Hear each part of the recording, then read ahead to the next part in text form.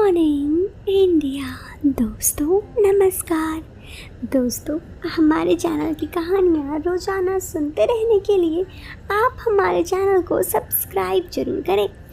साथ ही इस वीडियो के पसंद आने पर वीडियो को लाइक करना ना भूलें। चलिए दोस्तों, अब इस कहानी को शुरू करते हैं। मैं 24 साल का हूँ और मेरी लंबाई लगभग 170 सेंटीमीटर है। खैर, मैं फिट हूँ।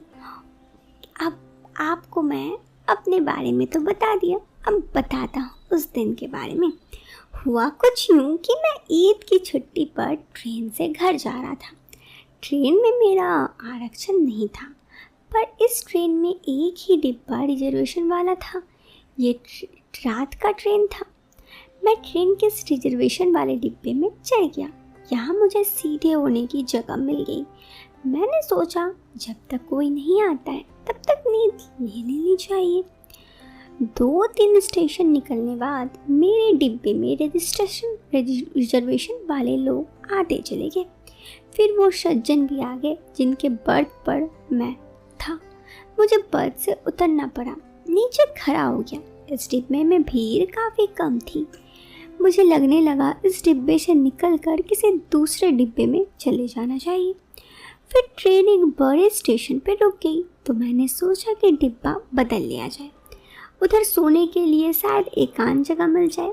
मुझे क्या पता था किसी और डिब्बे में कोई और मेरा इंतज़ार कर रहा होगा। मैं ट्रेन से उतरकर खिड़की से सोने के लिए खाली सीट ढूंढने लगा। तभी मेरी नज़र पड़ी तो एक भाभी पे, जिन्हें मैं देखता रह गया। गुलाबी सूट में वो बड़ी ही खूबसूरत लग रही थी। मैं उन्हें बस देख रहा था और उनके बारे में सोच रहा था। फिर मैं वहाँ चला और मैंने भाभी से कहा, सामने वाली सीट खाली दिख रही है, क्या इस पर कोई बैठा है? उसने मेरी तरफ देखते हुए कहा, नहीं, अभी तो कोई नहीं है, आप आ जाओ। मैं तुरंत इस डिब्बे में घुस गया और उसके सामने वाली सीट पर जाकर बैठ गया। ट्रेन चल पड़ी। खैर, मैं ट्रेन पे था और बस बार बार भाभी को ही देख रहा था। फिर 1-2 बार इधर उधर उठा और फिर वापस सीट पे आकर बैठा तो देखा भाभी मेरे बराबर में बैठी थी। ये देखकर मेरे खुशी का ठिकाना नहीं था। एक बार मैंने पूछा, आप इधर ही बैठी थी क्या? वो बोली, हाँ। मैं उससे बात की और उसने अपना नाम सीना बताया। अब मैं तिरछी नज़रों से उन्हें देख रहा था। फिर मेरी आंख लग गई क्योंकि मैं थका हुआ था। सुबह 6 बजे करीब मेरी आंख खुली तो मैंने देखा सीना भाभी चुन्नी सॉल की तरह घुमाकर ओढ़ रखी। उन्हें ठंड लग रहा था शायद। ट्रेन में लाइट में मैं उन्हें देख रहा था, हल्की सी लाइट थी।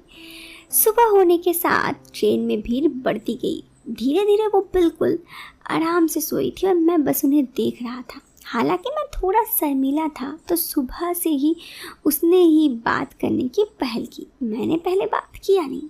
कुछ देर बाद हमारी बात शुरू हुई। उसने मुझे बताया वो पैरामेडिकल की स्टूडेंट है। उसके अब्बू सरकारी नौकरी करते हैं। ईद की छुट्टियों में वो अपने अम्मू अब्बू के पास जा रही है। उस दिन उनके साथ ताऊ जी थे।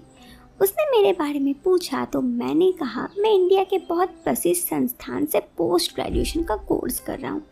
यह सुनकर वो खुश हो गई और कहने लगी, मेरा भी बहुत मन था पढ़ाई करने का, मगर कर ना सकी। फिर वो अचानक उदास हो गई। मैंने पूछा, क्या हुआ?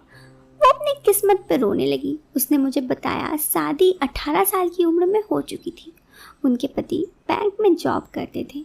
मैं समझ गई कि क्या बात है, वो अपने लाइफ में खुश नहीं थी। वो एकदम चुप हो गई। एक लंबी खामोशी के बाद मैंने कहा, आपके तो मजे हैं, पति सरकारी नौकरी वाला है। इस पर वो हल्की सी स्माइल देकर हाँ में सिर हिला दी। कुछ देर बातों का सिलसिला चला और हमारी ट्रेन मंजिल में पहुंचने वाली थी। हम दोनों ही एक ही जगह जा रहे थे। मैं फेसबुक चलाने लगा। ये देखकर उसने मुझे फेसबुक फ्रेंड बनने को कहा। मैं भी उसे अपने फेसबुक में रिक्वेस्ट भेज दिया। फिर मौका में चौका मार दिया और व्हाट्सएप नंबर मांग लिया। वो भी नंबर दे दी। हमने ईद के बाद साथ में वापस जाने का फैसला किया। फिर ट्रेन रुकी तो हम दोनों वहाँ उतर गए। वो अपने ताऊ जी के साथ घर चली गई। मैं बस उनकी तरफ बारे में सोचता हुआ मंजिल की तरफ बढ़ने लगा। घर पहुंचकर मैंने खाना खाया और जाकर मैं सो गया।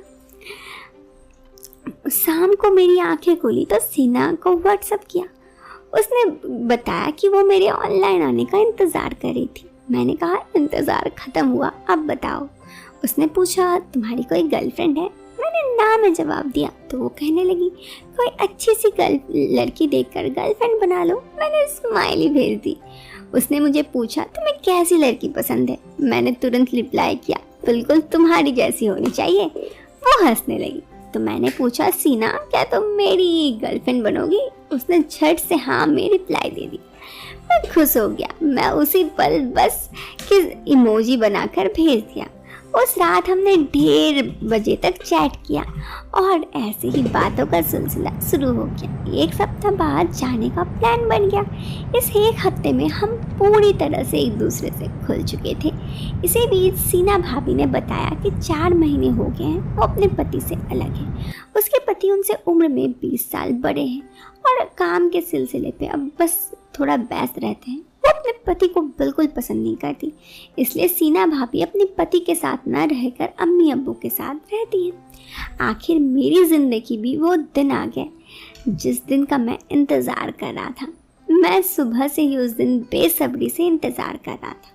हम दोनों तय समय पर बनारस जाने के लिए घर से निकले। रेलवे स्टेशन पर सीना भाभी पहले से ही मेरी इंतज़ार कर रही थी। आज मैंने सीना को देखा तो उसने नीले रंग का टॉप और जीन्स पहनी थी। मैं उसे बस देख ही रहा था। जब उसने मुझे देखा तो मैं फटाक से उसे हेलो किया। फिर हम दोनों थोड़ी बहुत बात किए। सीना भाभी मुझे बस बार बार अपने चुपके नज़रे से देख रही थी, तीखे नज़रों से। हम दोनों खुद को एक दूसरे को बस देख रहे थे। हमने ट्रेन की ऊपर वाली सीट ले ली थी और वहाँ पे बैठ गए। मैंने तो उससे कई दफ़ा मिलने के लिए पहले ही बोला था, लेकिन वो मिल नहीं रही थी। अब हमारा मिलना तय था। अब ट्रेन मंजिल की ओर चलने लगी तो मैं और वो एक दूसरे के साथ में वक्त बिताने लगे। हम दोनों ही एक दूसरे को बार बार देख रहे थे और एक दूसरे के पास बैठे थे। उस दिन हमने बहुत सारी बातें की, मानो कि हमने उस दिन से पहले एक दूसरे को इतना न जाना था कि उस दिन जाने। उस दिन हम दोनों एक दूसरे से बहुत बातें की और फिर ऐसे ही रात का सफ़र भी ख़त्म हो गया। सुबह स्टेशन पहुंचकर हमने जल्दी एक दूसरे को मिलने का वादा किया और अपने स्थान पर रवाना हो गए। उसके बाद से अक्सर मैं सीना भाभी से मिलता रहता हूँ। तो दोस्तों ये कहानी यहाँ पे ख़त्म हो गई। कैसी लगी आपको ये कहानी? कमेंट बॉक्स पे अपनी राय जरूर दें। वीडियो के पसंद आने पर आप इस वीडियो को एक लाइक और चैनल पे पहली बार आए हैं तो सब्सक्राइब करें। मिलते हैं फिर एक नए वीडियो में एक नए और इंटरेस्टिंग टॉपिक के साथ। Till then bye bye, take care.